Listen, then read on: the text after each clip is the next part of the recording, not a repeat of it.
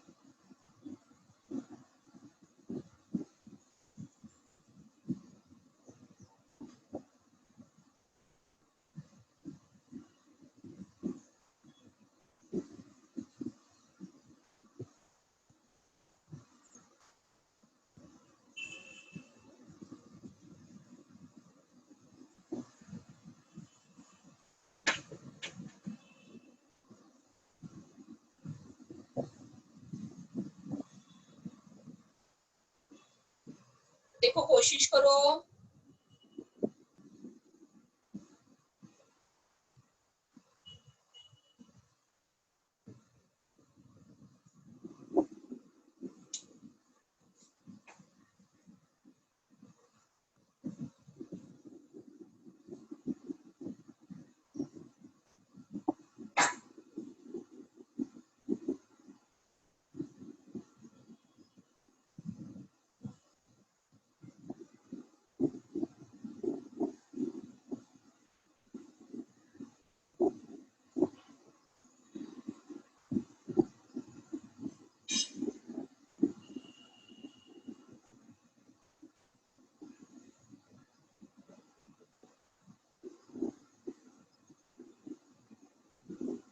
देखो सर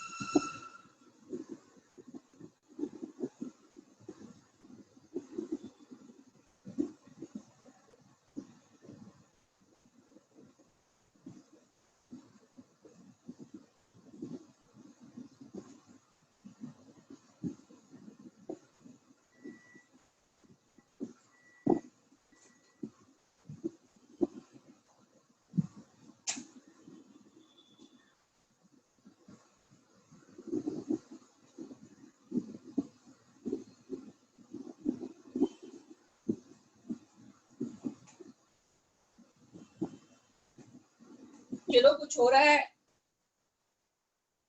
तो कैसे करना चाहिए? इसमें मास दिया है CO2 का, तो आप इसमें CO2 के मोल्स कर सकते हो आसानी से कैलकुलेट, है ना? तो problem starts with calculation of moles of CO2।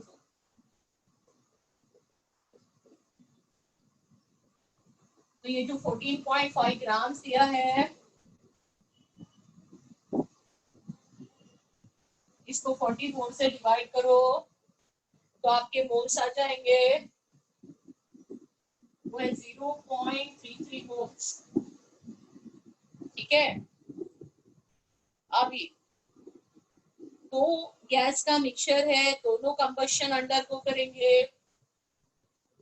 तो जो मीथेन का कंबशन है वो ये है,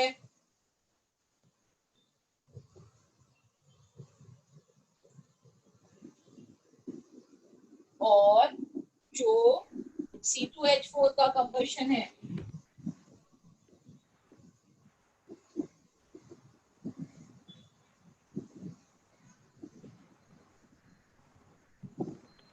वो ये। So I wrote both the balance equations. अभी मुझे अज्यूम करना पड़ेगा मीथेन के मोल्स और C2H4 के moles. So I'm just assuming some number. Let this be A mole and let this be B.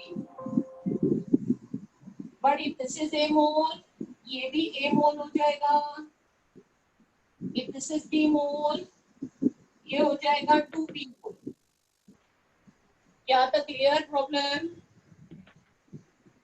So your CO2 form, I get an equation A plus 2B. आपका जो CO2 formed है total, वो हो जाएगा A plus 2B and that is 0.33. This is what is your CO2 form. कोई दिक्कत? अभी और एक डेटा दिया है, ये 5 ग्राम्स, उसको कैसे यूज कर सकते हो? अगर A मोल मीथेन है तो मीथेन का मास कितना होगा? Okay, mass of methane will be A into 16 grams and mass of C2H4 will be B into mass of C2H4 अगर आप करोगे। मैम मैम मैम ये A+2B कैसे आया? A+2B कैसे आया? मैंने अज्यूम किया बेटा कि मीथेन के मोल A है। हाँ मैम। तो स्टोइशियोमेट्री में तेरे को दिख रहा है 1 मोल मीथेन है तो 1 मोल CO2 बन रहा है। हाँ मैम। तो A मोल मीथेन होंगे तो कितना मोल CO2 बनेगा? 2। अगर मीथेन A मोल है तो CO2 A mole ma'am, A mole. Basically यहाँ पे 1 मोल अगर इथीन है तो ये 2 मोल बन रहा है, तो अगर ये B है तो ये 2B बनेगा। समझ में आया? हाँ मैम। उसका अगला स्टेप समझ में आया? तो ये जो CO2 के मोल्स है उनको मिला के 0.3 है। अच्छा मैम, उसके मोल्स। हाँ मैम। डेटा 5 ग्राम्स का डेटा, तो जो मीथेन का मास है और जो इथिलीन का मास है वो मिला के कितना है? 5 ग्राम्स। मीथेन मैम किसका मास? तो मास ऑफ मीथेन क्या होगा? Mole into molecular mass. Yes ma'am. Ethene के मोल्स है तो इथीन का मास होगा mole into molecular mass. That's A what into is done here. A into 16 yes, molecular mass of methane plus B into 28 molecular mass of ethylene. तो ये दोनों का मास add करेंगे तो टोटल 5 है। तो इक्वेशन मिल गए। अभी आप इन दो इक्वेशन को साइमल्टेनियसली सॉल्व करो and get answer for A and B। Ma'am मेरे को मैंने डायरेक्टली मास से रिलेट किया था और मुझे आंसर आया।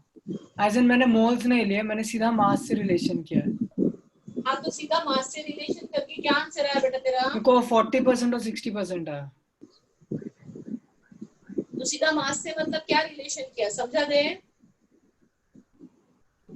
तूने मेरे मोल्स को में दो मास लिया इक्वेशन तो किया। मतलब क्या किया? तो मैंने CH4 को X लिया और C2H4 को 5 माइनस X लिया। हाँ मास लिया तूने, मीथेन तो का फॉर्म मास होता दोनों में, CO2 को Y लिया, CO2 you assume this is x gram, then this will be या 5 minus x gram. Perfect. आगे बोल. हाँ, एंड CO2 को मैंने लिया Y and the second one में 14.5 माइनस Y। नहीं गलत, 14.5 minus 5 मास लिया, फिर से उधर भी. हाँ, उधर भी मास लिया। हाँ ठीक है, फिर और फिर मुझे साइमल्टेनियस आया दोनों का। कैसे साइमल्टेनियस आएगा? क्या सॉल्व किया? सॉल्व में इक्वेशन क्या है तेरे पास? मेरे पास इक्वेशन आया 88x minus 28x is equal to 34 और सेकंड इक्वेशन है ये 44x। कहाँ से आया? 88x वाला इक्वेशन आया कहाँ से? C2H4 का टोटल ये CO2 का जो मास है, CH4 और CO2 को पहले रिलेट किया मैंने, जैसे कि 16 grams gives 44 grams of CO2 and हाँ X will give Y grams of CO2। और सेकंड वाले में किया कि 28 grams of C2H4 will give so 88 grams of CO2। ultimately you use moles, right, when you say 16 and 44? हाँ ये तो moles ही है ना? हाँ, मोल्स ही है, पर मैंने एज इन मोल्स के टर्म्स में कैलकुलेट नहीं किया। हाँ तो अल्टीमेटली तेरे को वो यूज ही करना पड़ता है. मैं वही सोचूं कि मोल कंसेप्ट बिना यूज किए कैसे सॉल्व? नहीं, मोल कंसेप्ट यूज किया, पर मैंने मास लिया, A मोल B मोल नहीं लिया। अंडरस्टैंड? तूने 1 मोल का इक्वेट तो किया ना? हाँ हाँ। क्या रहा है इधर? ए और बी क्या रहा है जो सॉल्व कर रहा है? बोलो. What is a coming, what is ma'am be coming? Ma'am हाँ बोलो. आप एक बार पूरा प्रॉब्लम बोल सकते हैं क्या? मेरा स्पीकर ऑफ हो गया था, मैं कुछ भी सुन नहीं पाया। क्या लॉक हो गया था? मेरा स्पीकर पता नहीं कैसे लैपटॉप का ऑफ हो गया था, तो एक बार प्लीज एक्सप्लेन करेंगे? अरे बेटा थैंक यू। ये problem. I first calculated the moles of CO2. I wrote the combustion equation for both. I assumed कि A mole methane है, so that will give me A mole of CO2. And B mole ethylene assume किया, तो that is giving me 2B mole of CO2. इससे मुझे एक equation मिला, A plus 2B is 0.33. दूसरा equation मैंने find out किया by utilizing this 5 grams. Mass of methane is moles of methane into molecular mass A into 16 plus mass of ethylene is B into 28 is 5. When I am simultaneously solving, I will get the value of B as 0.07 and value of A as 1.9. तो ये मेरे A और B के values आ गए. अभी इससे मुझे क्या आ जाएगा? Weight of ethane and ethylene and weight of methane. तो आपका वेट ऑफ मीथेन क्या है? मीथेन के मोल्स जो 1.9 है into 16 और इथिलीन के मोल्स जो 0.07 है into 28.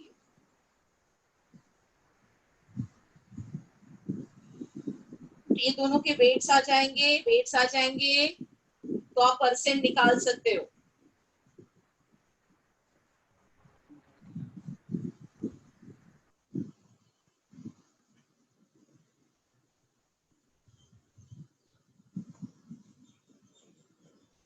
तो ये दोनों के वेट्स आ गए.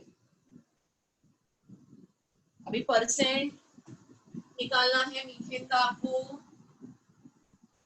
मैम पर 16 into 1.9 30.4 आता है।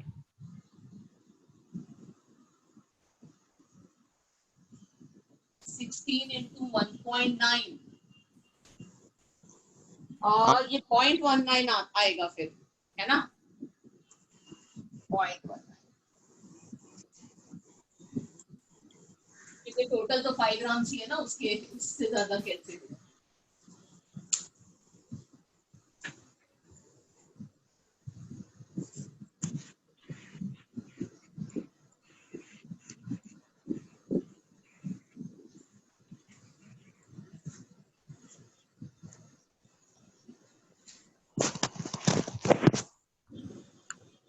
मैम 60 और 40 है। हाँ, अप्रोक्सीमेटली 60-40 है ये, ठीक है। हाँ मैम। स्टोइशियोमेट्री का कंबशन वाला टाइप भी हमने कर लिया, बोलो बेटा। नहीं 60-40 आया, मैं वही बोल रहा था। हाँ, तो एक्सरसाइज जो असाइनमेंट 8 आपको दिया है उसमें ये टाइप के और प्रॉब्लम्स भी आपको दिख जाएंगे, तो आप कर लेना वो। आज का होमवर्क वही असाइनमेंट 8 ही आएगा, ओके। तो चेंज नहीं आएगा। So I start teaching you ahead now. So what is teaching you ahead? I teach you concentration terms today, methods of expressing concentration of solution. I'm clearing the board.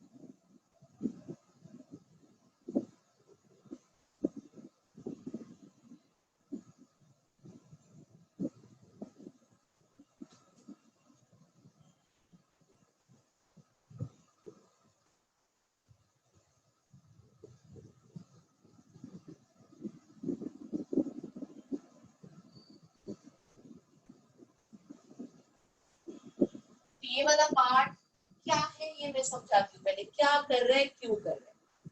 तो मैंने मोल concept जब भी आपको start किया था, मैंने reason बताया था कि जब भी हम प्रैक्टिकली कोई भी केमिकल रिएक्शन करेंगे लैब में, तो we must know how much to take which reactant, या एक पर्टिकुलर प्रोडक्ट हमको फॉर्म करना है, पर्टिकुलर क्वांटिटी में फॉर्म करना है, तो उतना फॉर्म करने के लिए रिएक्टेंट कितना लेना पड़ेगा, ये सारे जो कैलकुलेशंस है ये हम stoichiometry, mole concept and then stoichiometry से समझ सकते हैं।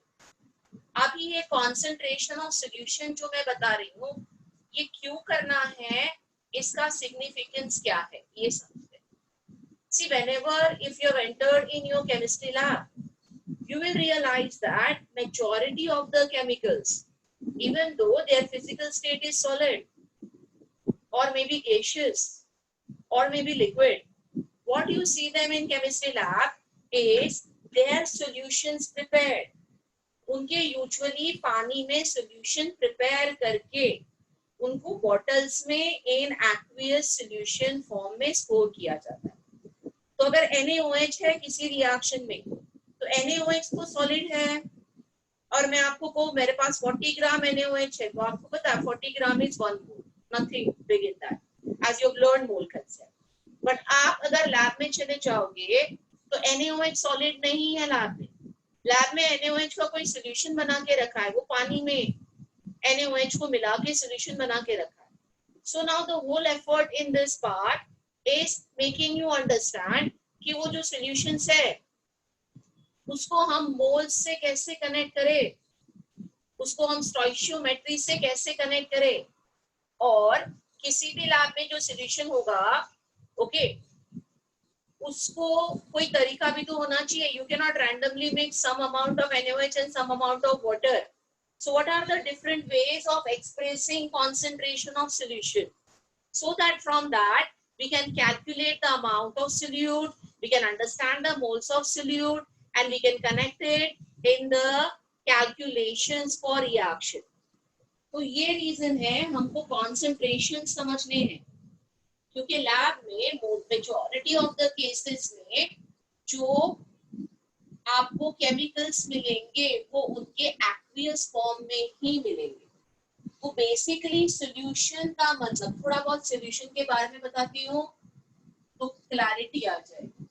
तो आपका जो सॉल्यूशन होता है वो हमेशा दो कंपोनेंट से बना है, एक को हम कहते हैं सॉल्यूट, दूसरा है salt. What is the difference between solute and solvent? किसको solute कहते हैं, किसको solvent कहते हैं? Usually जो lesser amount में है वो solute, और जो higher amount में present है वो होता है solvent. ये basic difference है. Physical state solute का solid हो सकता है, liquid हो सकता है, gaseous हो सकता है. And same is true for solvent. The solvent also can be a solid solvent.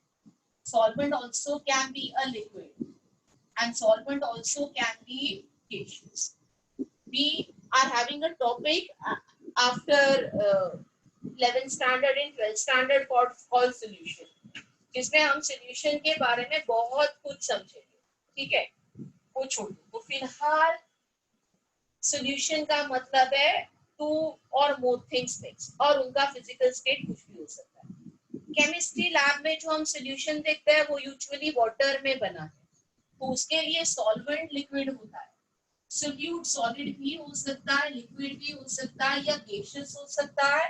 But solvent chemistry lab में जो हम देखते हैं वो मेनली क्या होता है, लिक्विड होता है.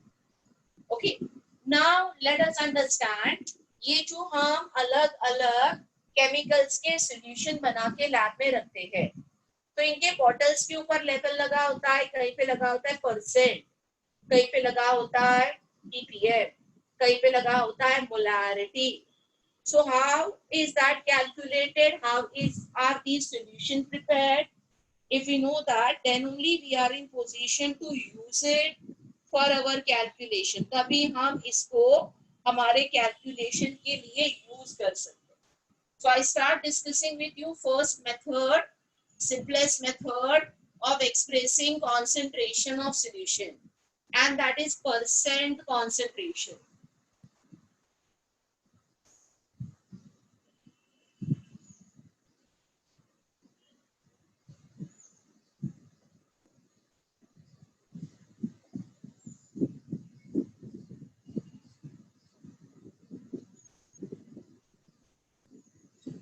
और इसमें हम पहले समझेंगे मास परसेंट को.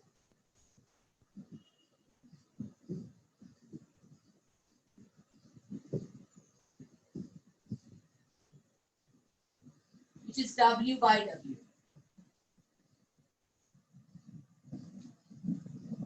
So what is mass percent?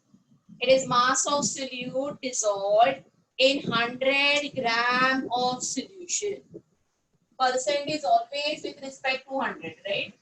So this is mass of solute dissolved per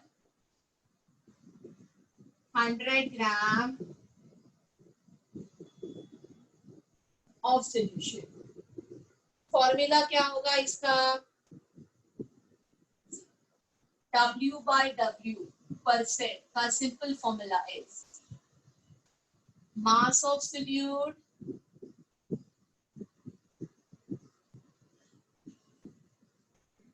upon mass of solution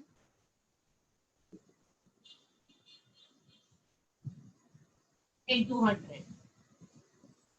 So this is the simple formula for mass percent. अभी मैं आपको एक एक्चुअल सॉल्यूशन, अगर आप लैब में हो तो एक एक्चुअल मास परसेंट वाला आप सॉल्यूशन कैसे प्रिपेयर कर सकते हो ये समझाते हैं. तो suppose I want to prepare 10% NaOH. तो इसमें NaOH क्या हो गया? सोल्यूट हो गया, और वाटर क्या हो गया? सॉल्वेंट हो गया. See how do we prepare?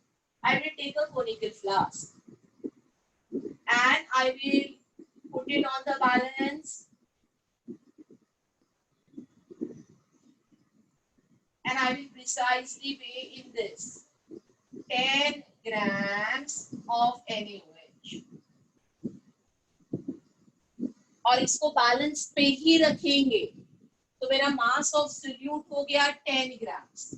अगर मुझे यहाँ पे 10% चाहिए तो ऑब्वियसली मास ऑफ सॉल्यूशन 100 चाहिए, तो इस पे इसको बैलेंस पे ही रख के पानी आपको ऐड करते जाना है till the total mass of solution will be what 100. तो उसके लिए वाटर कितना ऐड करना पड़ेगा 90 grams है ना.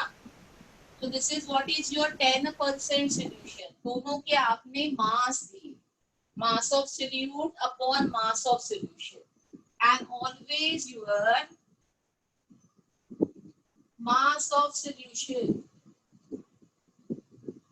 is mass of solute plus mass of solvent. Is it clear? तो ये हो गया मास परसेंट. मास परसेंट हम किसके लिए प्रिफर करेंगे? जिसका सोल्यूट सॉलिड स्टेट में है उसके लिए हम मास परसेंट प्रिफर करेंगे. हाँ, एक बार और बोल सकते हैं आप मास ऑफ सोल्यूशन का? मास ऑफ सोल्यूशन, अगर जो भी मास ऑफ सोल्यूशन है वो सोल्यूट का मास प्लस सॉल्वेंट का मास है. 10 ग्राम सोल्यूट है, 90 ग्राम सॉल्वेंट है, तो 10 प्लस 90 मास ऑफ सोल्यूशन हो जाएगा 100 ग्राम. समझ में आया? हाँ. अभी नेक्स्ट मेथड डिस्कस कर रही हूँ, वॉल्यूम परसेंट.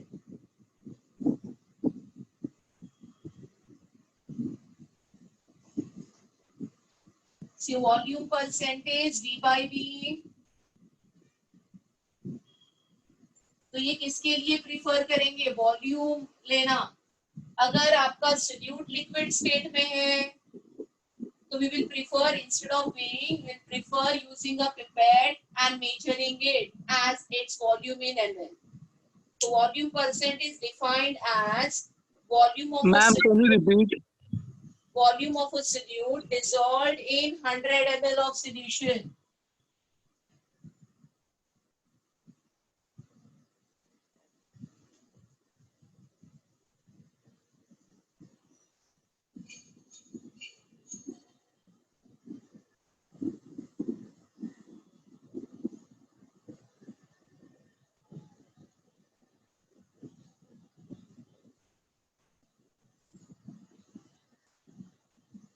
राइट. फॉर्मूला क्या होगा? वॉल्यूम परसेंट का वॉल्यूम बाय वॉल्यूम का, हम दोनों का वॉल्यूम ही लेंगे. ये हो जाएगा आपका वॉल्यूम ऑफ सोल्यूट अपॉन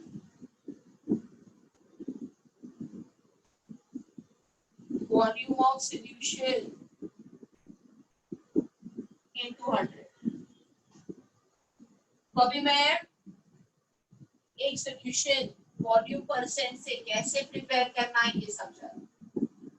तो इसके लिए मैं एक मेजरिंग सिलेंडर ले रही हूँ and I'm taking a solute से ethyl alcohol and I'm preparing a 10% solution of ethyl alcohol in water. Measuring cylinder क्या होता है? उसमें मार्किंग होती है. So this is a 100 ml measuring cylinder. तो 100 ml के लिए एक मार्क होगा उसमें, मतलब उस लेवल तक आप डाइल्यूट करोगे तो total volume of the solution 100 होगा. So how do I prepare 10% ethyl alcohol solution में पिपेट से कुछ 10 ml इथाइल अल्कोहल लूंगी and then I will go on adding water, diluting this till total volume of solution is 100. तो समझ में आ रहा है आपको? आपका वॉल्यूम ऑफ सोल्यूट 10 है, आपका वॉल्यूम ऑफ सोल्यूशन हो जाएगा 100. तो ये हो गया 10% solution. Any doubt in this? Ma'am बोलो. मैम उन दोनों के फॉर्मूला सेम ही है तो हम डिफरेंशिएट कैसे कर पाएंगे? कौन सा का यूज करना? क्या बोल रहा है? मैम जो दोनों फॉर्मूला आपने सिखाए हाँ, दोनों सेम है तो हम लोग डिफरेंशिएट कैसे कर पाएंगे? इधर सेम दिखता है तेरे को, इधर मास नहीं दिख रहा है. हाँ हाँ सॉरी मैम. और इधर वॉल्यूम Sorry. नहीं दिख रहा है. क्या हाँ, ma'am, मास sorry. और वॉल्यूम सेम है? नहीं मैम सॉरी. तो फिर यही फर्क समझाने की कोशिश कर रही हूँ, थोड़ा फोकस रखो बेटा। चलो, so I am giving you the third way of expressing percent. Mass percent हो गया, वॉल्यूम परसेंट हो गया. Third way is mass by volume percent.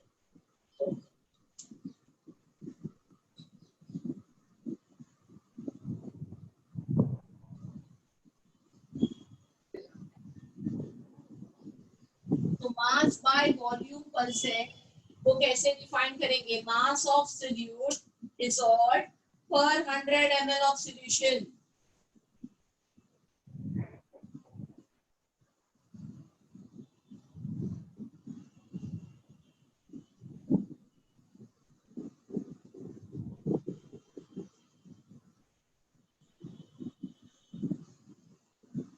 तो इसका मतलब सोल्यूट का मास लेना है बट सॉल्यूशन का वॉल्यूम लेना है.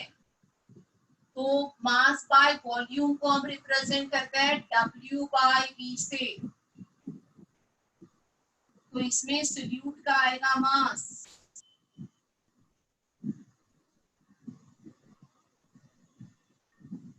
अपॉन वॉल्यूम ऑफ सॉल्यूशन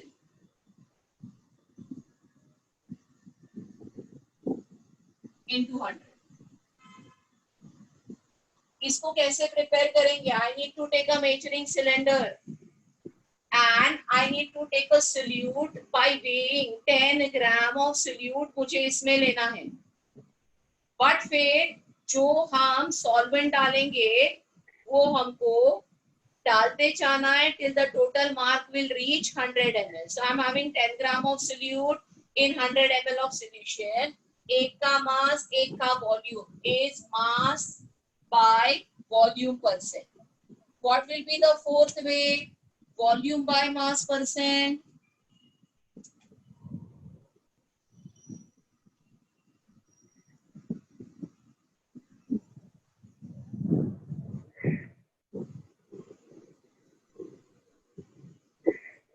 तो वॉल्यूम बाय मास परसेंट को कैसे डिफाइन करेंगे? It is a volume of solute dissolved पर 100 ग्राम ऑफ सॉल्यूशन.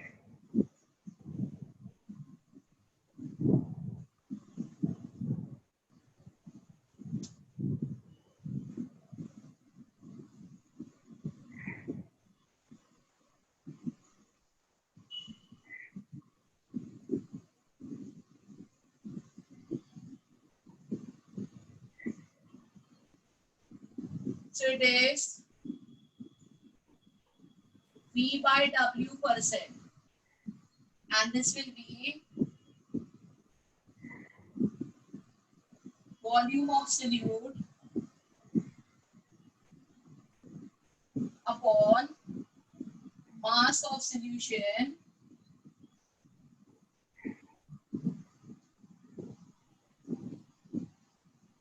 into 100. ये चार मेथड समझ में आए? चारों के फॉर्मूला में सिमिलर कह सकती हूँ, सेम नहीं है ना. यहाँ पे न्यूमरेटर और डिनोमिनेटर में दोनों का मास है, यहाँ पे दोनों का वॉल्यूम है. But check the other two. It is either mass by volume और volume by mass. Is this difference clear to you? समझ में आ रहा है आपको? Yes miss. इतना कॉपी करो. I go ahead. Please keep your audio switch off बेटा. सिर्फ डाउट करते वक्त ऑडियो ऑन रखिए.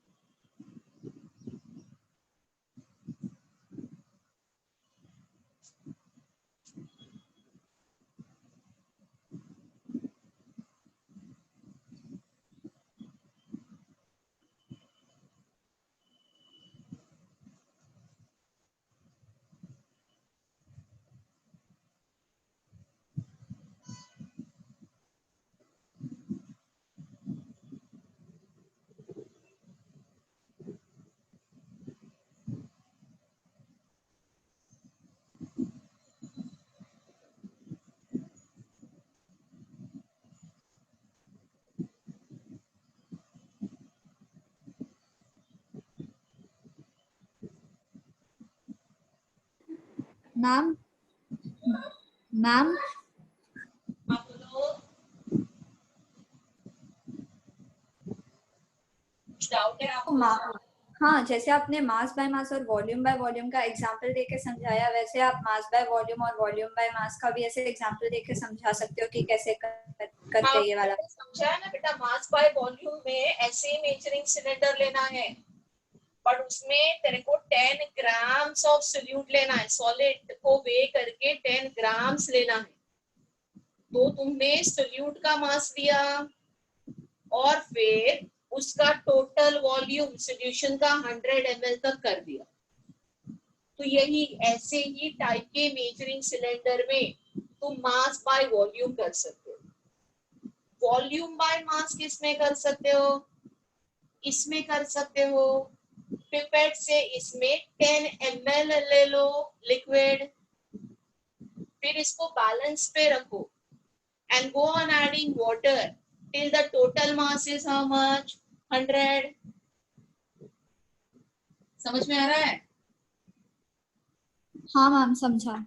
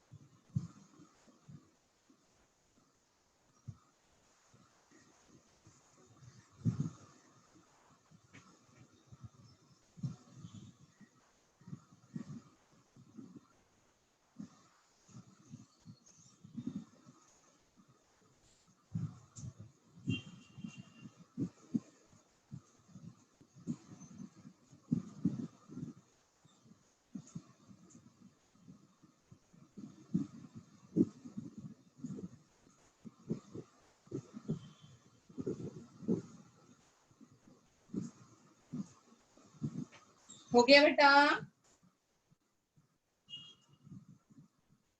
मैम 2 मिनट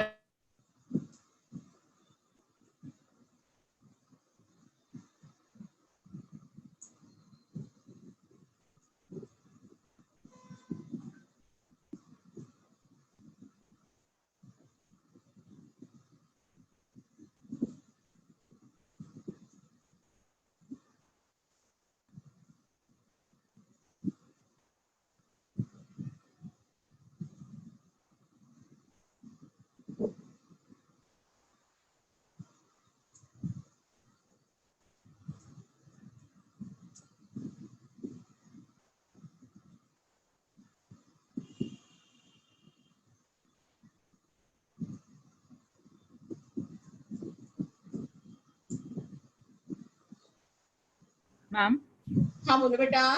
मास परसेंटेज में मास ऑफ सोल्यूशन हमेशा 100 ही रहेगा। ऐसे कुछ नहीं, ये किसने कहा? डिफाइन विद रिस्पेक्ट टू 100 हुआ है। अगर देखो परसेंट में क्या हमेशा 100 होगा? नहीं, मुझे 1 लीटर बनाना है तो कोई दिक्कत नहीं, यहाँ पे 1000 आएगा, कोई दिक्कत नहीं। बट तुम्हारा परसेंट का आंसर अकॉर्डिंगली, अगर मुझे 10% सोल्यूशन ही बनाना है बट नीचे 1000 ml लिया है तो सोल्यूट 100 ग्राम हो जाएगा। फिर से बोलिए। Percent is defined with respect to 100। यहाँ पे 100 होगा हमेशा, ये नहीं बदलेगा, ये 100 होगा। वो तो एग्जाम्पल देते वक्त मैंने 100 ml से दिया है, ये तुम कुछ भी ले सकते हो। हाँ मैम लेकिन मैंडेटरी है क्या कि हमेशा मास ऑफ सोल्यूट ग्राम्स में रहना चाहिए और वॉल्यूम ऑफ सॉल्यूशन मिलीलीटर्स में रहना चाहिए करके? कोई मैंडेटरी नहीं, किलोग्राम में ले लो, लीटर में ले लो। लेकिन फिर भी ऐसा यूनिट बदल जाता है तो इतना तो तुमको बेसिक पता है कि अगर तुम न्यूमरेटर में सीजीएस सिस्टम में हो तो डिनोमिनेटर में अकॉर्डिंगली लेना है। ये तो तुम नहीं करोगे ना, ऊपर ग्राम लिखा है और नीचे लीटर लिख दिया, तो ये तो बेसिक में प्रॉब्लम है। फिर एक तो सीजीएस में वर्क करो या एसआई में वर्क करो, बट एक फॉर्मूला में सब्स्टिट्यूट करते हो तो सबके यूनिट एक सिस्टम में रखने हैं कि नहीं? इतना तो बेसिक स्कूल में हम सीख के ही आते हैं ना बेटा। ऐसे चलेगा क्या कि ऊपर मैंने लिखा ग्राम्स में, नीचे मैंने लिया केजी में, चलता है ऐसे?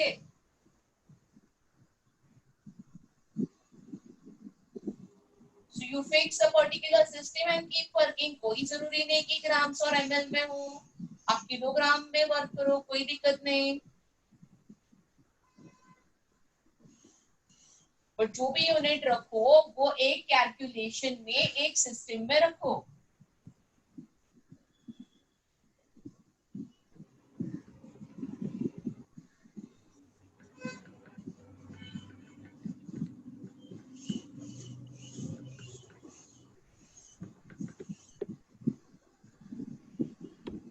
मैम अगर हाँ मास ऑफ सोल्यूशन 1 kg है हाँ, और हमको 10% बनाना है तो 100 मास ग्राम ऑफ क्या बोल रहे हो? क्या 10 kg है? मास ऑफ सोल्यूशन 1 kg है ओके, ये 1 kg है। ओके बोलो और हमको आगे। 10% बनाना है सोल्यूशन, हाँ, तो हम लोग मास ऑफ सोल्यूट 100 ग्राम्स लेंगे ना। तो तू इधर इधर 100 डाल के सॉल्व कर, आंसर आ जाएगा। हाँ केजी में आ जाएगा आंसर, हाँ है ना? आंसर 100 ग्राम्स नहीं आएगा। अगर इधर 1 kg लिख रहा है तो तेरा आंसर आएगा 0.01 kg। हाँ वो समझ गया। 0.1 kg, सॉरी 0.1 kg आ जाएगा। मैम बोलो। वो 1 kg को हम लोग ग्राम्स में कन्वर्ट कर सकते, फिर सॉल्व कर सकते। अरे किसी में भी कर सकते हो, यूनिट सेम रखो यार, बेसिक तुमको। हाँ मैम वो समझा। तो फिर ऐसा थोड़ी है कि ग्राम्स में ही होगा, किलोग्राम में होगा तो ग्राम और किलोग्राम का कन्वर्जन नहीं आता क्या? किलोग्राम में रखोगे आंसर किलोग्राम में आएगा, ग्राम में रखोगे आंसर ग्राम में आएगा।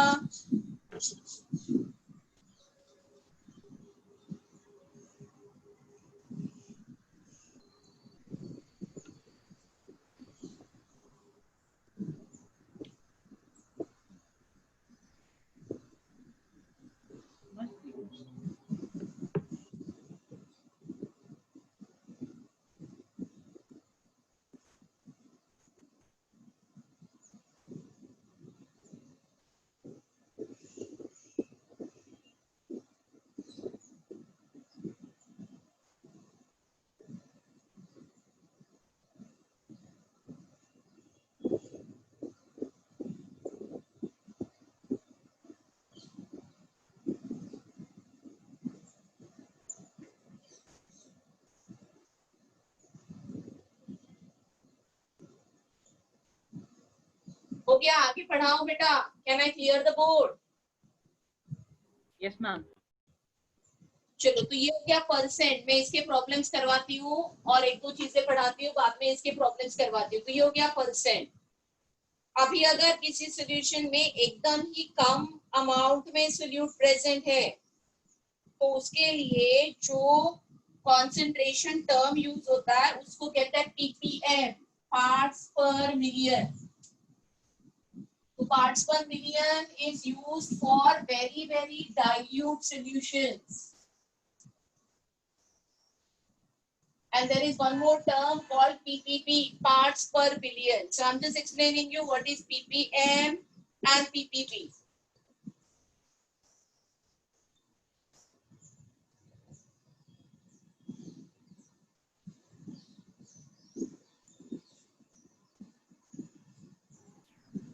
आपने बोर्ड क्लियर किया क्या? क्या बोल रहा है? आपने बोर्ड साफ कर दिया? हाँ, मुझे वही दिख रहा है। क्यों स्क्रीन फ्रीज हो गया है क्या? हाँ, और आप भी नहीं दिख रहे। हाँ miss. Okay, let me check. I started explaining ahead.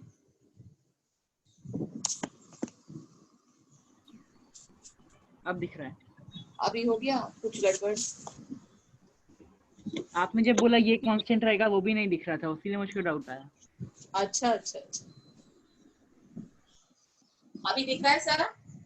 हाँ, तुरंत बोल देना, क्योंकि क्या होता है मेरा तो बैक होता है, मैं स्क्रीन को नहीं देख रही हूँ when I am doing it on the board. तो एनीवे चलो, आधा पार्ट स्क्रीन का मैंने क्लियर किया है and I am explaining you parts per million. तो पार्ट्स पर मिलियन का definition is, it is defined as mass of solute dissolved in 1 millionth part of the mass of solution.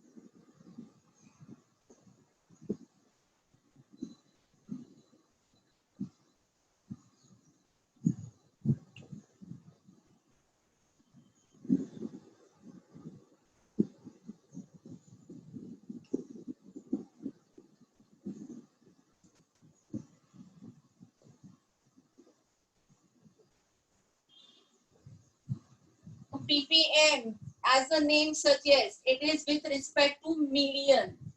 Okay, इसका formula और percent के formula में एक ही फर्क है। यहाँ पे भी अगर मुझे W by W करना है तो मैं लिखूंगी mass of solute upon mass of solution. ये वाला पार्ट सेम है, but I'll put here multiply by 10 raised to 6.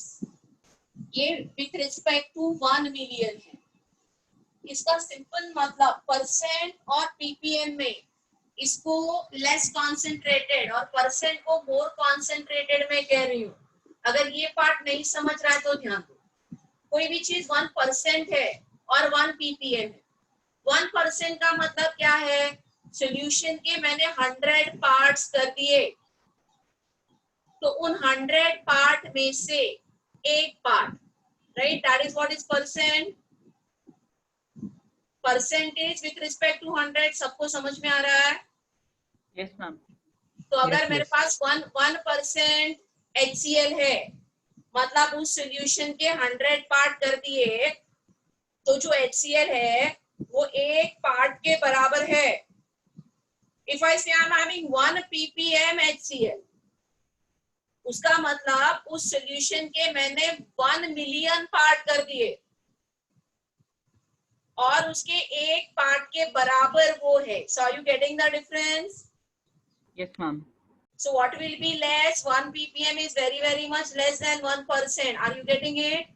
तो जहां पे बहुत लेस क्वांटिटी में, डाइल्यूट अमाउंट में सोल्यूट प्रेजेंट होता है तो उसके लिए पीपीएम लेवल यूज होती है। जैसे एयर में किसी पोल्यूटेंट को डिस्कस करना है तो हमेशा आप देखोगे पीपीएम में बात होती है, या किसी पानी में सम केमिकल, या पानी में क्लोरीन, बीएमसी वाटर में क्लोरीन कितना है इसकी बात करनी है तो वो पीपीएम लेवल पे होती है, क्योंकि वो बहुत ही डाइल्यूट है, बहुत ही कम है।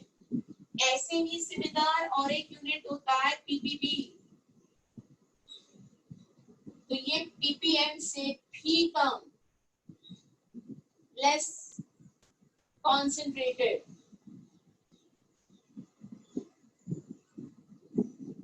Billion.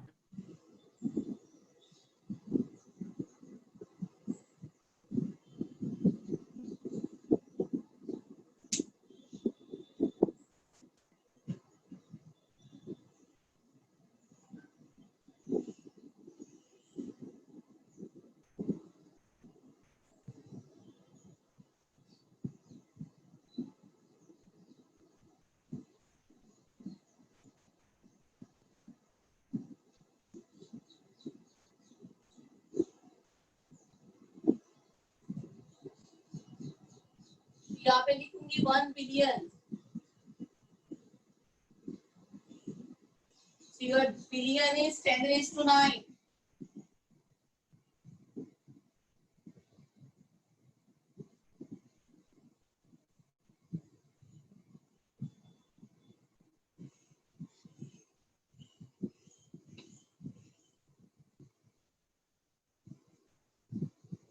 The only difference in the formula will come your mass of solute upon mass of solution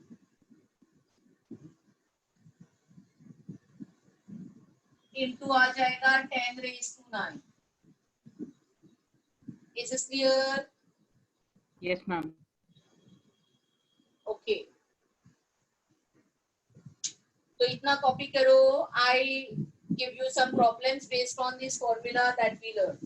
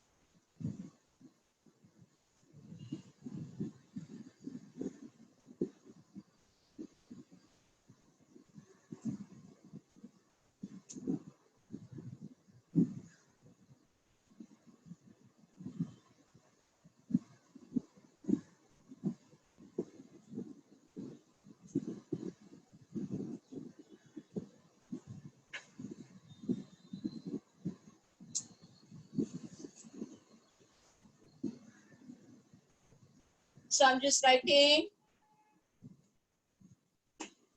एक दो problem छोटे छोटे and then we will go ahead and understand more.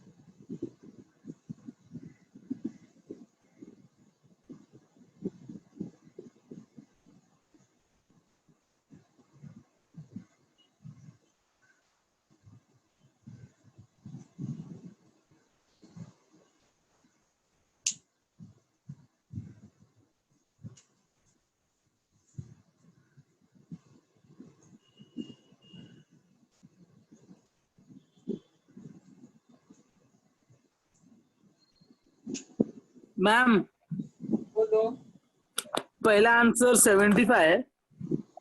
करते हैं बेटा.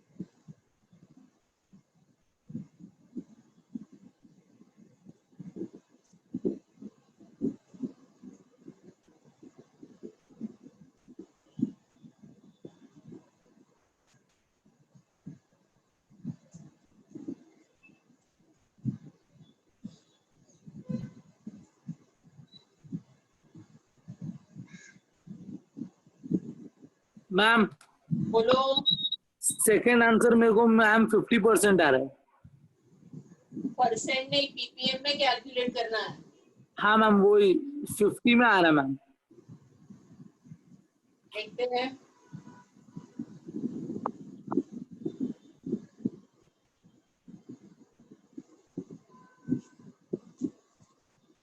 हाँ मेरा भी 50 पार्ट्स पर मिलियन आ रहा है। 50 ppm आ रहा है ना, ठीक है ना। पहले में क्या करेंगे, परसेंट दिया है हमको, है ना, परसेंट दिया है, और ये वेट निकालना है शुगर का, और 300 ml सॉल्यूशन दिया है इन 200।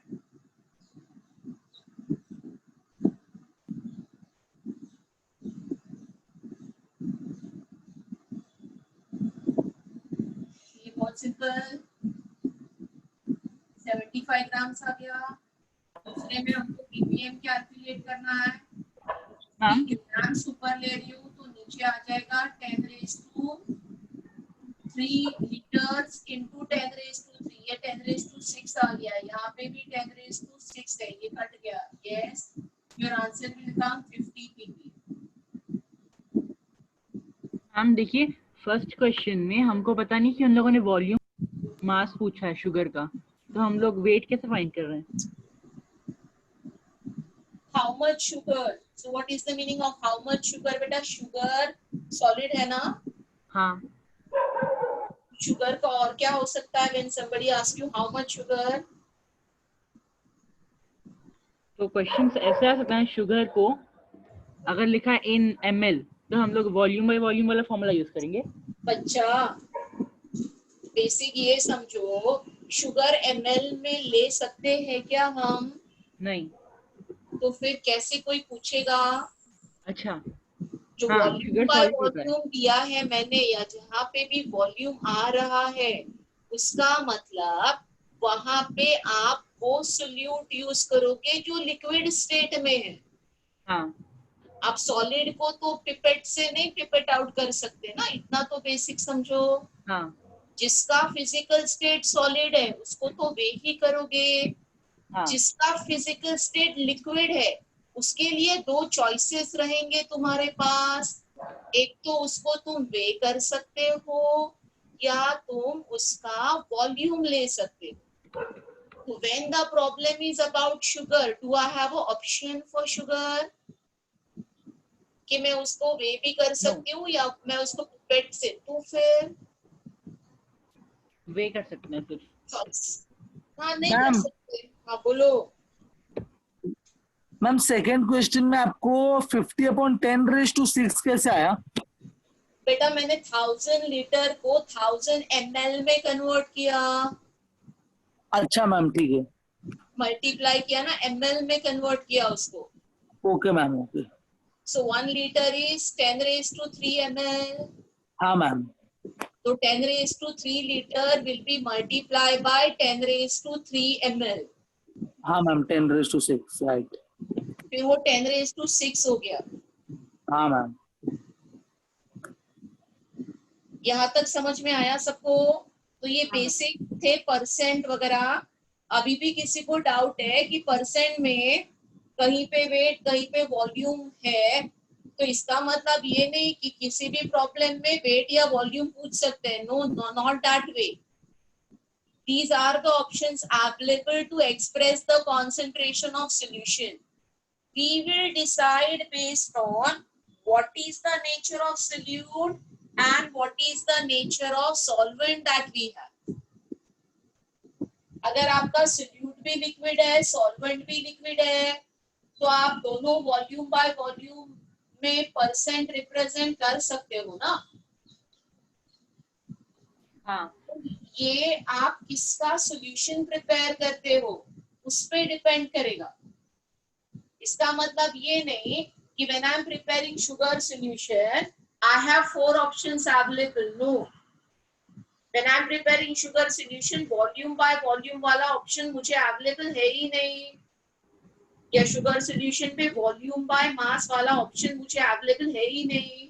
हाँ मैं शुगर सॉल्यूशन को आइदर W/W मेथड से प्रिपेयर कर सकती हूँ या W/V से प्रिपेयर कर सकती हूँ, तो ही चॉइस है मेरे पास। हाँ समझ में आ गया क्या? हाँ चलो, I am going ahead and teaching you the next part, mole fraction part.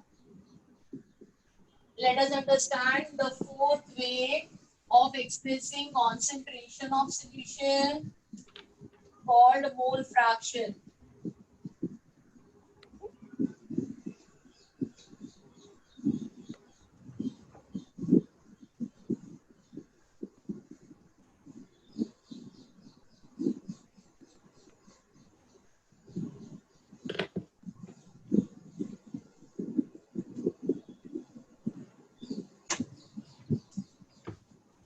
let us understand this.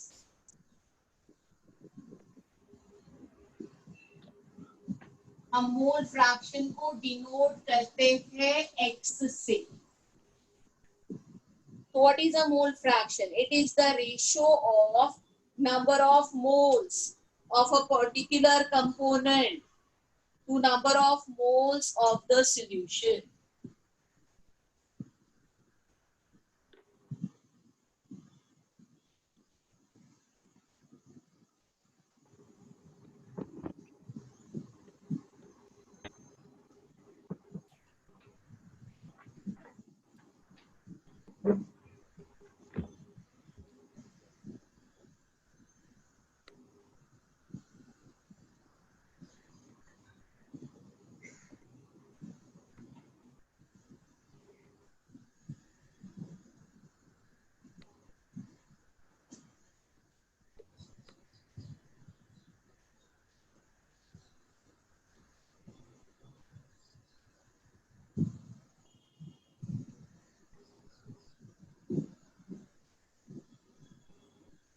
तो अभी ये समझाने के लिए, इसका फॉर्मूला समझाने के लिए मैं कुछ अज्यूम करती हूँ. एक सॉल्यूशन अज्यूम करती हूँ जिसमें A सॉल्यूट है और B सॉल्वेंट है.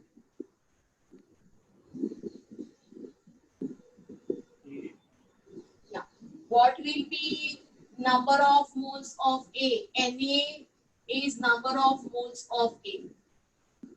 तो किसी भी कंपाउंड का number of moles find out करना है तो उसके वेट इन ग्राम्स को हम उसके मॉलिक्यूलर मास से डिवाइड करते हैं. ये हो गया number of moles of A. Number of moles of B क्या होगा? उसके वेट इन ग्राम्स को हम उसके मॉलिक्यूलर मास से डिवाइड करेंगे. तो ये जो मैं टर्म्स यूज कर रही हूँ इसमें Na and Nb are number of moles of A and B respectively. यहाँ पे Wa and Wb जो है वो मास of A and B respectively है. और Ma और Mb क्या है? Molecular mass. तो ये बेसिक फॉर्मूलाज तो हमको आते ही है ना.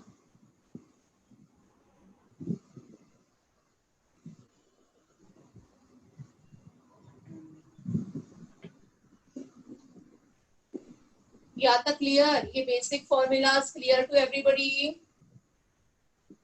Yes ma'am. अभी देखो व्हाट इज मोल फ्रैक्शन. तो ये तो नंबर ऑफ मोल्स आ गए. मोल फ्रैक्शन ऑफ सोल्यूट को मैं लिखूंगी XA. It says number of moles of A upon total number of moles present in the solution. Ma'am एक सेकंड, आपने x से क्या लिखा? Moles of solution. Mole fraction of A. X is mole fraction. हाँ. So XA is mole fraction of A, which is number of moles of A upon total number of moles. See, it is a ratio of number of moles of particular component to total number of moles. Number of moles of solvent B क्या होगा? NB by Na Of plus solvent B will be number of moles of B upon total moles. तो ये mole fraction का formula है. Mole fraction for any component is number of moles of that component upon total number of moles. ये समझ में आ रहा है फॉर्मूला? हाँ मैम. अभी देखो जैसे हम परसेंट की बात करते हैं तो परसेंट में टोटल आपका हो जाता है 100. वैसे फ्रैक्शन जब भी हम कह रहे हैं तो फ्रैक्शन में टोटल है 1. When you add all the fraction, your total will be 1. One more thing. When I will take a ratio of two mole fractions, So this will be simply Na upon Na plus Nb into Na plus Nb upon Nb. तो इसमें obviously ये cut जाएगा and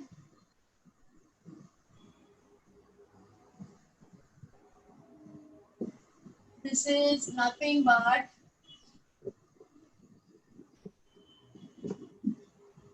the ratio of 2 moles.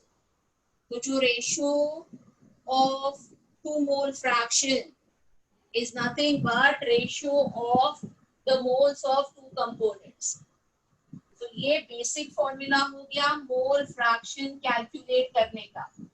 ये formula देने का क्या मतलब है? अगर किसी भी सॉल्यूशन में आपको एक का मोल फ्रैक्शन पता है, से आई नो आई कैलकुलेटेड कि मोल फ्रैक्शन ऑफ ए 0.3 है, तो बी का कैलकुलेट करने की जरूरत नहीं, वो 1 माइनस क्या हो जाएगा 0.3. So once you know mole fraction of one component, you can know the mole fraction of another. And this is to make you understand your mole fraction का ratio is same as ratio of number of moles. All clear till here? Yes, ma'am. अभी mole fraction के लिए ये जरूरी नहीं कि दो ही component present हो सॉल्यूशन में.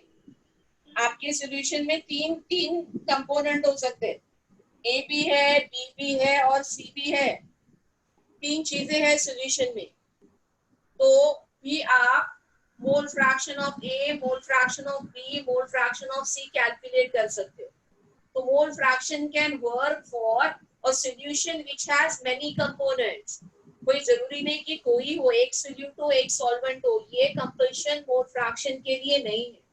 आप 3 चीजें मिक्स करो, 4 चीजें मिक्स करो, 10 चीजें मिक्स करो, आप उसका मोल फ्रैक्शन निकाल सकते हो. कितने भी हो सकते हैं ना.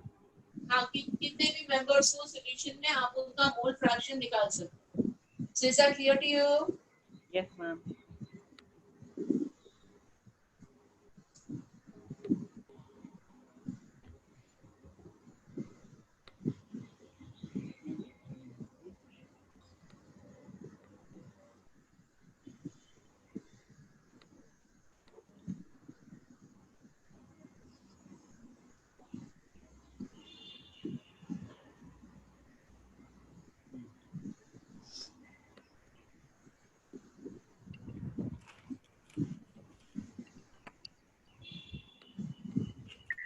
मैम हाँ बोलो. मैम वो एक्स ऑफ ए क्या है? उसी को मोल फ्रैक्शन कहते हैं. मोल Okay, fraction ma'am. Of A. Yes ma'am.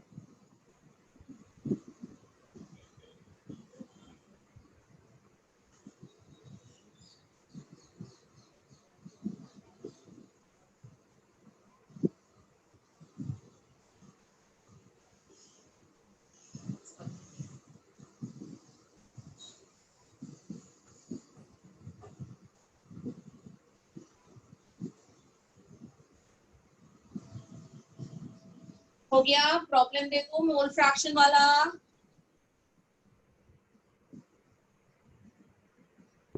Yes ma'am. चलो, सो आई एम क्लियरिंग दिस। इसकी प्रैक्टिस करते हैं, ये फॉर्मूलाज यूज करने की प्रैक्टिस करते हैं।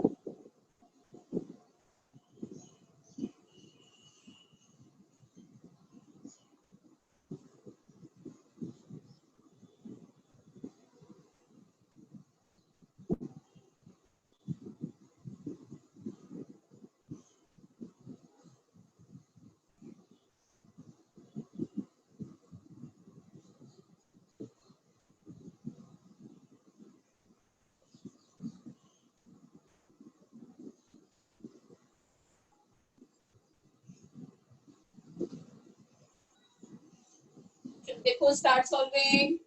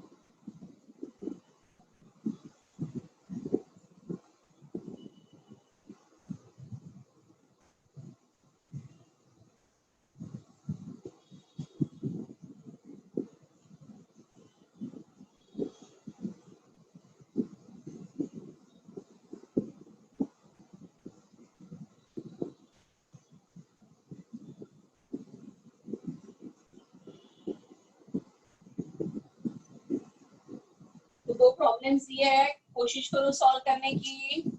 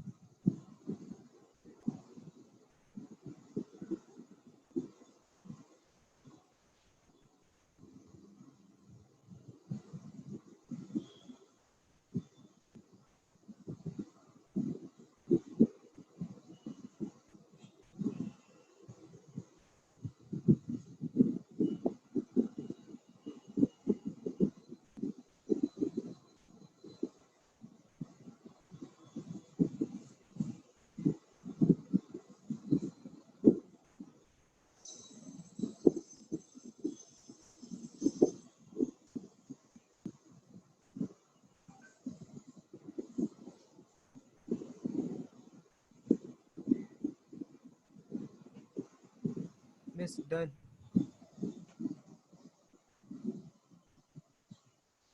हो गया आंसर?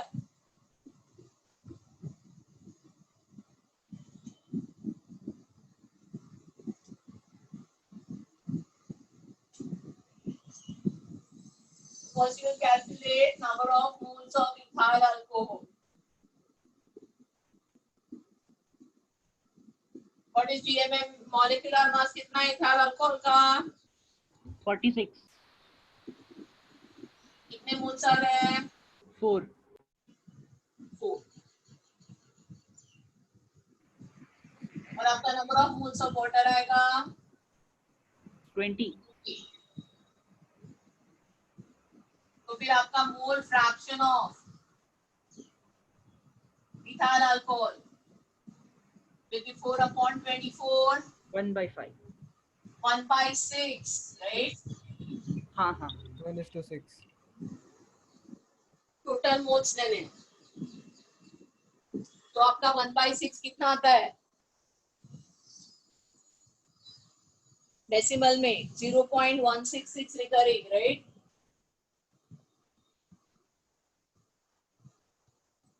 मैम बोलो. वो 1/5 होना चाहिए ना, हमने 20 लिखा है उधर ऊपर। मैंने यहाँ पे ऊपर 20 लिखा है, परफेक्ट, बट नीचे हाँ 20 मैम, लिखा है। टोटल मोल होता है बेटा हाँ हाँ मैम।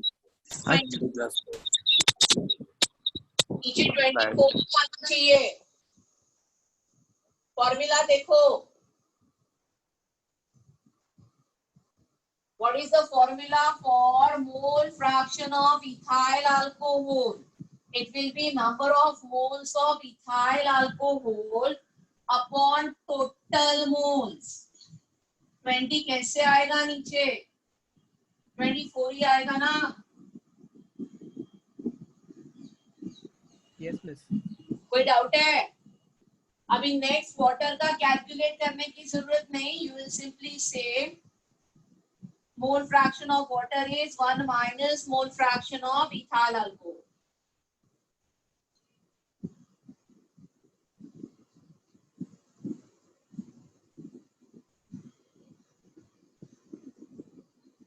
All clear?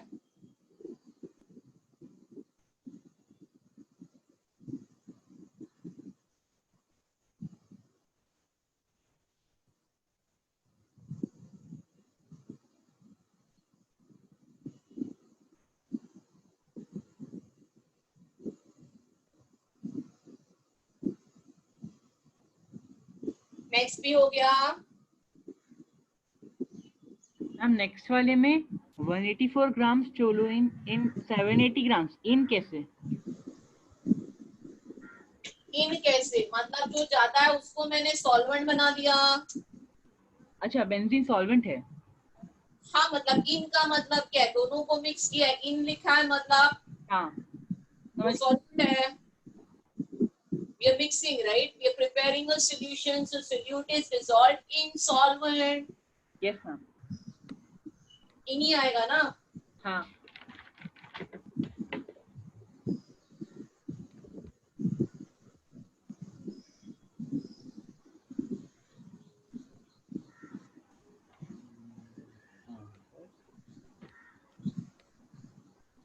मैम बोलो। हाँ, तो ऐसा इम्पोर्टेंट नहीं है ना कि हमेशा सॉल्वेंट को लिक्विड रहना चाहिए, जो भी ज्यादा होता है वही नहीं। सॉल्वेंट होता है ना। हाँ बेटा, मैंने पहले ही क्लियर किया कि तेरा सोल्यूट का फिजिकल स्टेट कुछ भी हो सकता है, सॉलिड हो सकता है, लिक्विड हो सकता है, गैसियस हो सकता है। वैसे ही सॉल्वेंट का फिजिकल स्टेट भी कुछ भी हो सकता है। सॉल्वेंट को लिक्विड होना कोई जरूरी नहीं है।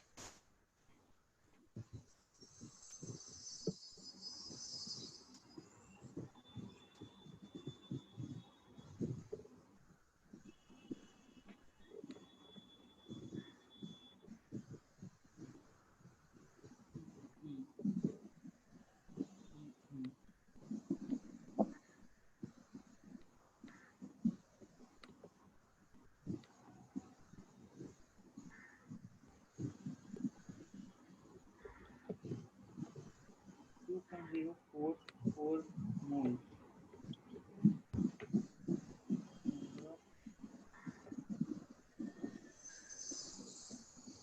Of benzene is equal to 785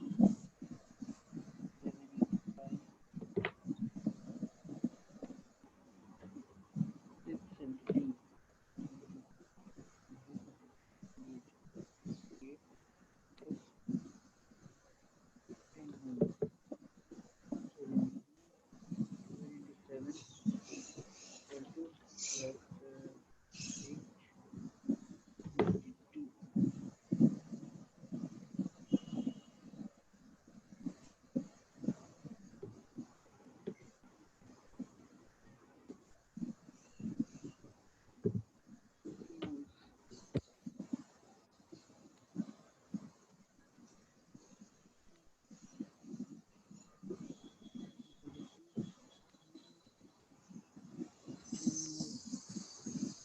So 787 equal to plus 892. Equals 12 moles. Equals 12 moles. X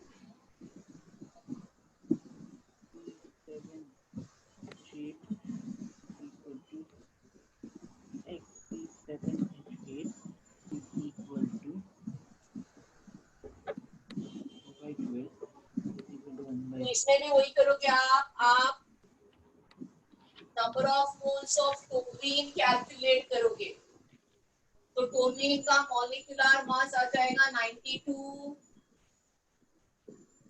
और 2 मोल्स आ जाएंगे. Number of moles of benzene will be 780 grams upon 78. 10 moles आ जाएंगे. फिर आपका मोल फ्रैक्शन ऑफ टोल्यूइन होगा. टोल्यूइन के moles 2 upon total moles 12. 2 by 12 या ये फिर से आ गया वही आंसर आ रहा है 1 by 6. 0.166 और आपका number of moles of benzene हो जाएगा 1 minus mole fraction of toluene.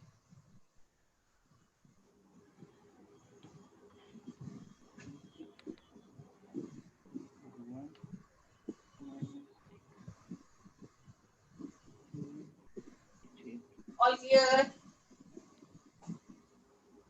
हो गए आपके आंसर टैली. तो जो असाइनमेंट 8 है ना उसमें परसेंट पीपीएम और मोल फ्रैक्शन के प्रॉब्लम्स भी है which is already given to you last week. But आप वो वाले प्रॉब्लम्स कर नहीं पाए होंगे तो you can do more practice of solving those problems of assignment 8. Yes, ma'am. किसी को कोई दिक्कत है यहाँ तक? नहीं मैम. No, miss. चलो, I go ahead and teach you the next concentration term, molarity. इसमें आज ज्यादा शायद प्रॉब्लम्स ना कर पाऊं. अगले lecture we continue with this, but at least I'll give you some basic information about molarity today. तो नेक्स्ट लेक्चर में ये कंसंट्रेशन टर्म वाला पार्ट मेरा खत्म हो जाएगा. फिर हम और प्रॉब्लम की प्रैक्टिस करेंगे. And still one more lecture for you to finish atomic structure. तो अप्रोक्सीमेटली पूछोगे तो और 2 लेक्चर चाहिए for me to finish atomic structure in your batch. All this is approximately. कभी कभी आप पूरा टाइम डाउट में चला जाता है तो then it will go ahead. ठीक है. तो अभी next concentration term is molarity.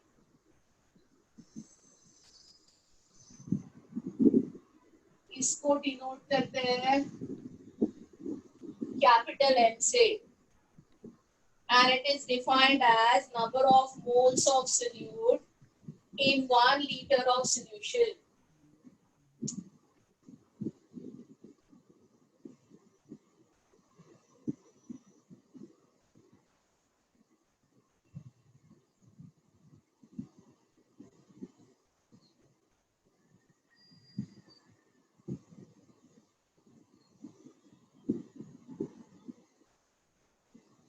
और molarity with respect to litre ही डिफाइंड है, इसको हम कैपिटल M से डिनोट करते हैं. So what is the formula for molarity? आपने अभी क्या बोला? Molarity with respect to litre में डिफाइंड होता है, volume of solution in litre ही लेना है. हाँ हाँ number of moles of solute upon volume of solution in liter. ये number of moles of solute के जगह पे हम क्या लिख सकते हैं? Mass of solute upon molecular mass. molecular mass of solute into volume of solution in liter.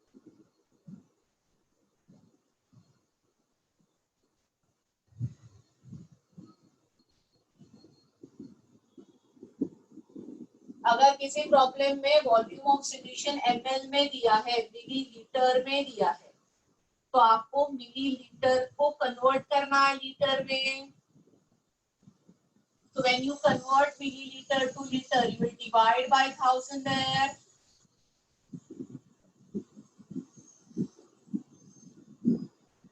Yes. तो यहाँ पे अगर वॉल्यूम ऑफ सॉल्यूशन ml में है, मिलीलीटर में है, तो डिवाइड बाय 1000 आ जाएगा. This is a conversion factor that will come. Molarity का यूनिट क्या होता है? It is mole per liter. This is the unit of molarity. Is it clear till here? So what is 1 molar solution? 1 mole of solute in 1 liter. आप बोलोगे 0.5 होगा तो कोई दिक्कत नहीं, तो वो 0.5 मोलार हो जाएगा. 0.5 2 लीटर होगा तो कोई दिक्कत नहीं, अकॉर्डिंगली आपकी मोलारिटी कैलकुलेट होगी. कोई नंबर से कोई रिस्ट्रिक्शन नहीं. It can be any amount of solute present in any amount of solution. Only the thing is definition में पर लीटर लिखा है. इसका मतलब ये नहीं कि हमेशा 1 लीटर ही सॉल्यूशन होना चाहिए. You can calculate the molarity accordingly. तो जैसे परसेंट में 100 होने का रिस्ट्रिक्शन नहीं, वैसे यहाँ पे वॉल्यूम का कोई रिस्ट्रिक्शन नहीं है. तो इतने बेसिक फॉर्मूला बता लिख दो, then I'll discuss more about it.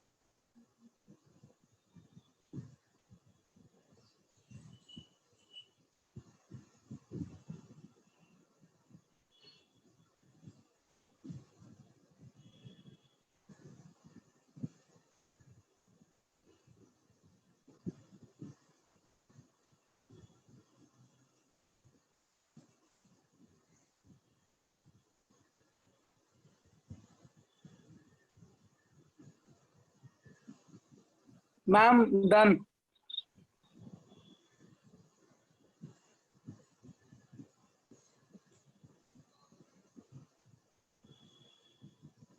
Great.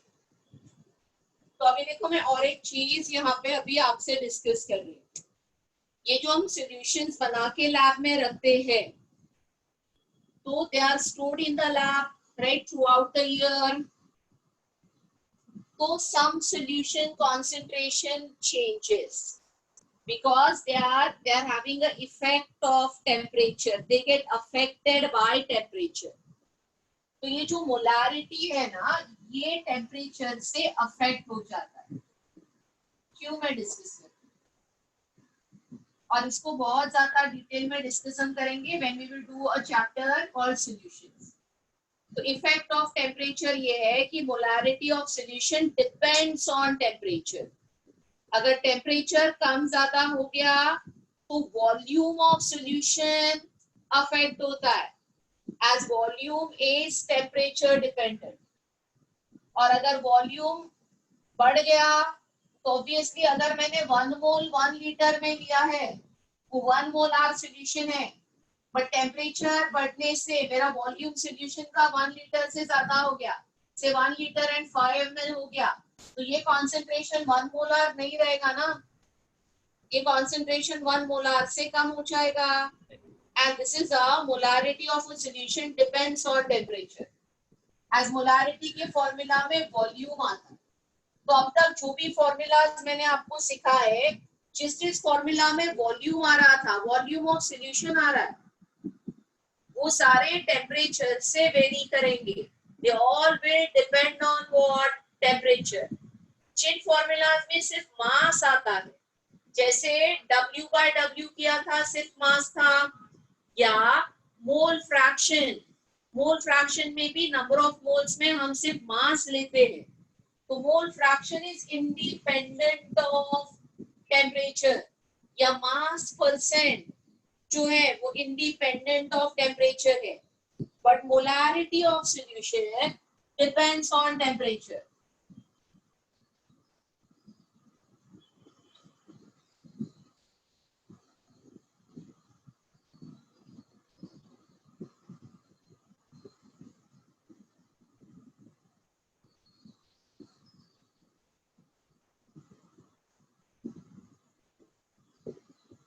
Molarity of solution depends on temperature, as volume of solution is temperature dependent.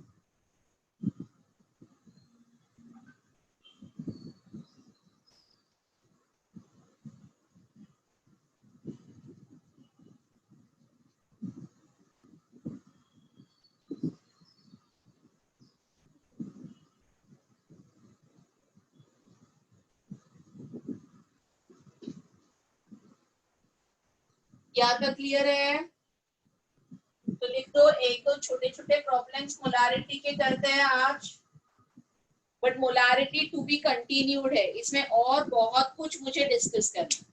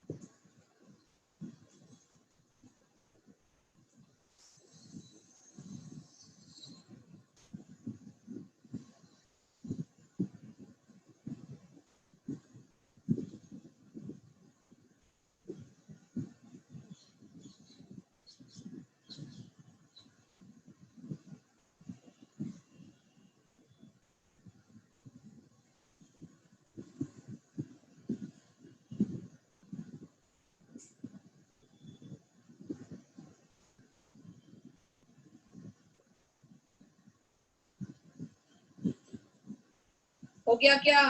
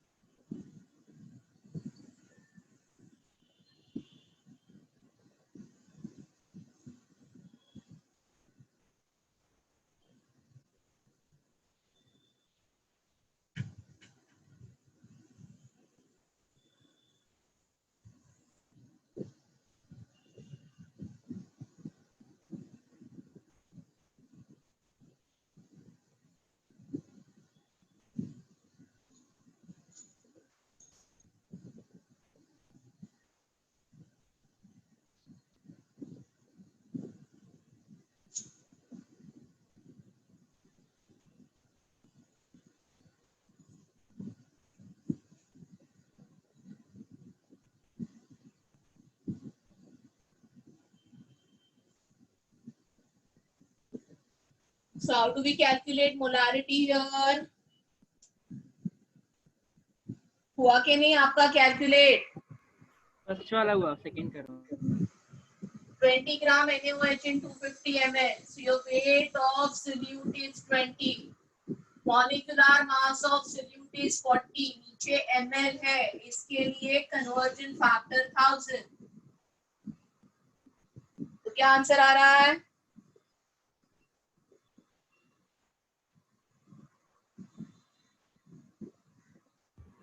Ma'am 2.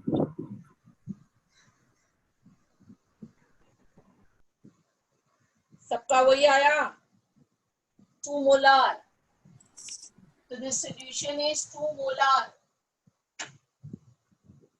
मतलब 2 moles per liter.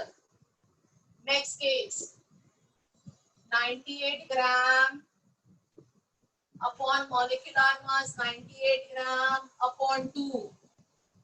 तो ये हो गया 1/2 या 0.5 मोलार. समझ में आया?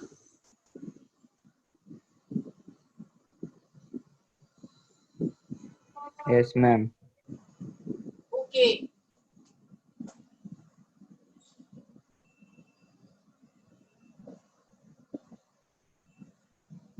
HCl का मॉलिक्यूलर मास 36.5 है, 500 ml.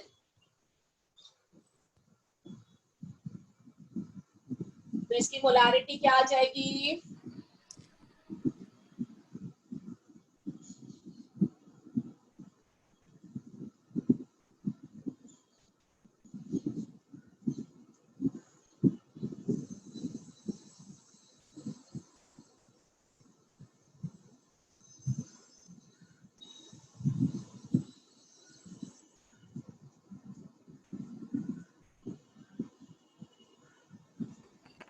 फोर. और आ गई. Very good. 4 मोलार. तो ये कुछ बेसिक प्रॉब्लम्स मैंने मोलारिटी के करवाए. स्ट्रेट सब्स्टिट्यूशन इन फॉर्मूला टाइप्स. अगला लेक्चर और बताऊंगी आपको मोलारिटी और रिमेनिंग कॉन्सेंट्रेशन टर्म्स के बारे में, और फिर और प्रॉब्लम्स करेंगे बुकलेट वगैरह से मोलारिटी के. Is that clear to you? चलो that's it for today. Ma'am homework क्या है? होमवर्क में डाल देती हूँ ग्रुप में देख के. असाइनमेंट तो आगे का नहीं आ रहा है फॉर श्योर. आपको असाइनमेंट 80 कंप्लीट करना है. आगे का मैम कोई असाइनमेंट नहीं आ रहा है. पीडीएफ नोट से- असाइनमेंट 8 का भेज देना ना. तो भेज दिया ना already last lecture. Okay. Website पे है, ले लो. वेबसाइट ओपन नहीं हो रहा है. ऐसे क्यों? पता नहीं मैम, ट्राई किया मैंने बहुत बार.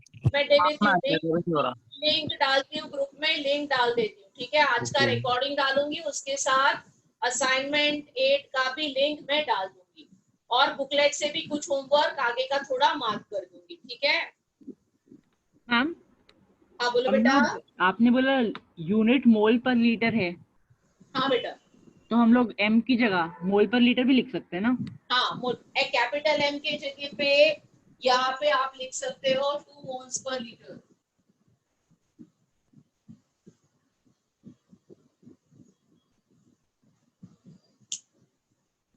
और हो गया. हाँ. ग्रेट. चलो बाय. That's it.